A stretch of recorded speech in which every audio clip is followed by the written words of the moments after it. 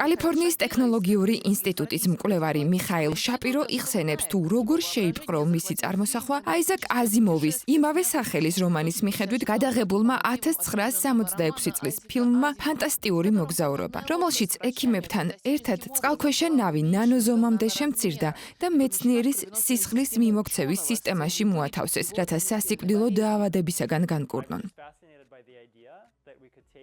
იდეამ გამიტაცა, რომ ჩვენ შეგვიძლია გამოვიგონოთ ნანომოწყობილობა და ნაცვლად ღია ოპერაციისა მოვათავსებთ ადამიანის სხეულში, სადაც დაავადებას აღმოაჩენს და განკურნავს.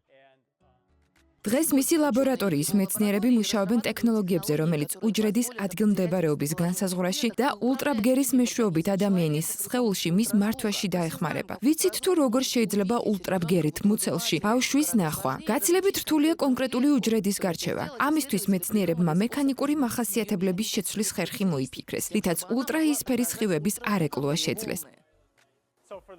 ეს არის ევოლუციის ძღვენი, რისი წყალობითაც ულტრაბგერის მეშვეობით უჯრედის დანახვა შეგვიძლია. ორგანიზმები, რომელსაც ჩვენ ვიყენებთ, უკვე მილიონობით წელია, რაც წყალში ცხოვრობენ და ამ დროში გამოიმუშავეს მექანიზმი, რომელიც ზედაპირზე ამოსვლის საშუალებას აძლევს, რათა აუცილებელ მზის სინათლეს მიაღწიოს.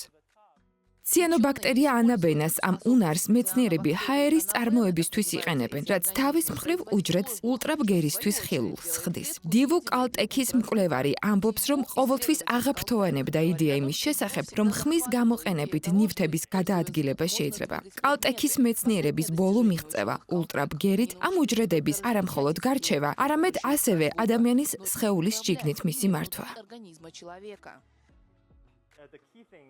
ჰაერის მწარმოებელი გენებით აღჭურვილი უჯრედი გარშემორტყმულია სითხით და მისი სიმჭიდროვე ძლიერ განსხვავდება. როდესაც გარკვეულ ადგილას ულტრაბგერას მივმართავთ, ჰაერი ამ უჯრედებს ამოძრავებს.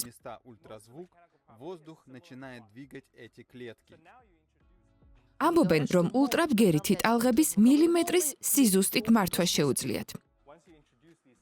ვინაიდან ბგერას სხეულში შეღწევა შეუძლია.